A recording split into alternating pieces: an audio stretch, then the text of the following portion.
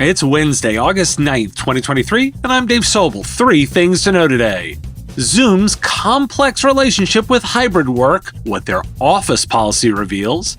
The DOJ and the FTC propose a new set of merger guidelines, its stricter rules for tech and MSPs. And OpenAI launches GPTBot web crawler. How will it impact your website content? This is the business of tech. Eureka Process is now a Gazinta company. Eureka Process, the consulting team focused on you streamlining your MSP, is now part of Gazinta. The SaaS company focused on empathy and getting shit done quickly and correctly. What does that mean? First, Gazinta Mobius customers will get even better customer support for their products. The Eureka team will be looking at ways to deliver better customer support and give their thoughts on how to make the products better. It also means that you can come to Gazinta for more of your consulting needs when you want to own a business, not be owned by your business. Process Consulting will give you the freedom you need. Visit gazinta.com/Eureka to learn more. Let's talk about Zoom for a bit. Zoom Video Communications, a company that sells a product for remote work, is requiring some employees to return to the office at least 2 days a week if they live within a 50-mile radius of one of the company's offices. The move to a structured hybrid approach comes as the company's stock has declined due to employees returning to the office, driving down the need for remote working tools. It's unclear why Zoom settled on a 50-mile radius as its requirement for returning to the office, whether employees can seek exemptions, or if performance reviews depend on in-office attendance. The move back to the office comes amid Zoom's pivot to AI, which may be forcing the return to the office as building up Zoom's AI capability is a priority. Zoom's chief product officer, Samita Hashim, clarified in a blog post that the company does not train its AI models on user content without customer consent, and that customers continue to own and control their content.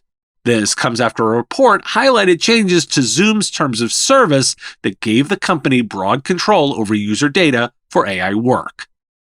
The company has been marketing new AI-powered features, but account owners and administrators can choose whether to turn them on and will be presented with a transparent consent process for training AI models using customer content.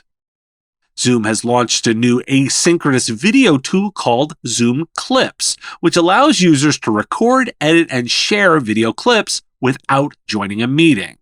Clips can be accessed from the Zoom desktop app, the Zoom web portal, or the Mac menu bar and Windows system tray, and users can add a title, description, and tags, trim unwanted sections, and share the recording via email. The launch of Clips is a response to platforms like Wheat, Loom, and Bubbles, and comes as post-pandemic video conferencing fatigue sets in. And a sign of change in the market, Verizon is shutting down Blue Jeans, which it purchased during the height of the pandemic. Forbes reports that 12.7% of full-time employees in the U.S. work from home, while 28.2% work a hybrid model, and the majority of the workforce, about 59.1%, work in the office. New data from Jones Lang LaSalle shows that developers demolished more office space than they built in the first half of 2023, indicating that commercial real estate is still struggling with the effects of remote work during the pandemic. Now, why do we care? Way to step on a rake here, Zoom. Or did they? Makes a great headline, right? And a hot take. But if we look at their record, they've never advocated for the end of the office. Instead, their position was the redesign of the office. Their new product is a version of that, building asynchronous work into the product set.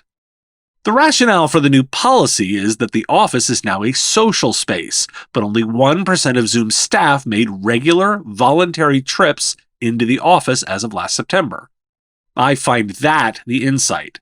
I could easily argue that they mishandled the messaging and the pushback and likely still need to invest in management changes. But the rationale is getting some social space, and they've been pretty consistent here. The data pushes us to hybrid work, which is the hardest to pull off well. I like this conversation because complex problems are ripe for interesting, bespoke solutions. There may be more change to come, considering that real estate data. The United States Department of Justice and Federal Trade Commission have proposed updates to their joint merger guidelines, which aim to identify potentially illegal mergers based on various criteria.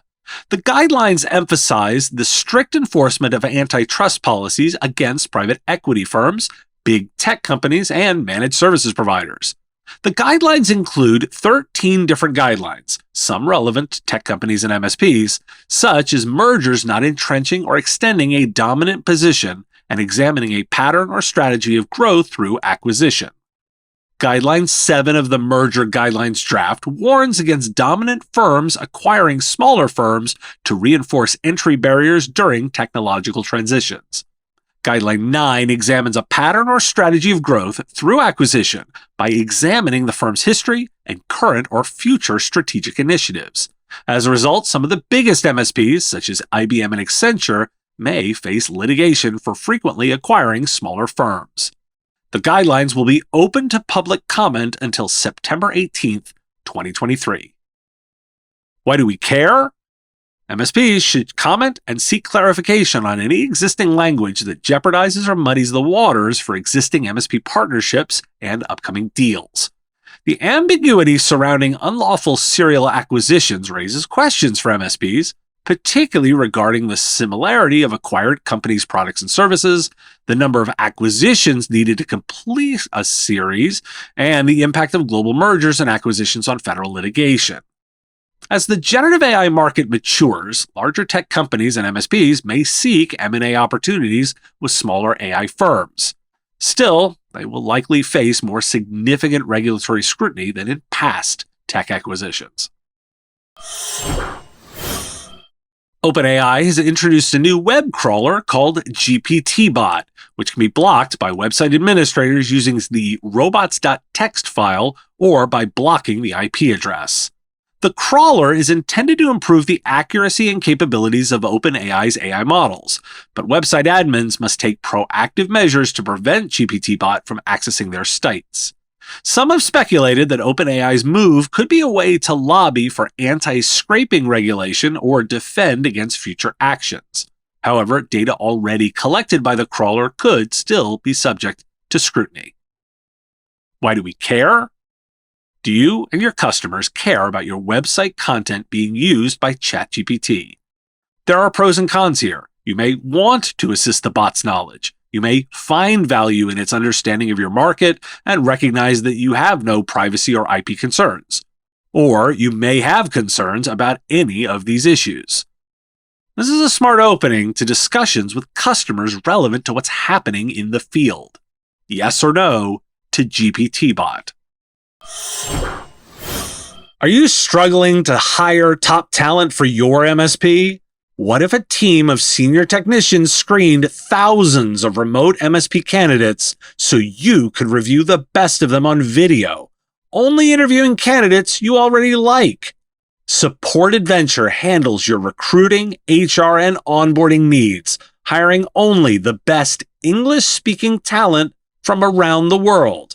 Make a remote team that works hard for you and fits your company's culture. Check out supportedventure.com/MSP Radio to learn more. Thanks for listening. It's National Book Lovers Day, which is a good one, and amusingly, it's Co-working Day. I swear I didn't pick that one based on the Zoom story. I will talk to you again tomorrow. The Business of Tech is written and produced by me, Dave Sobel, under ethics guidelines posted at businessof.tech. Like the content?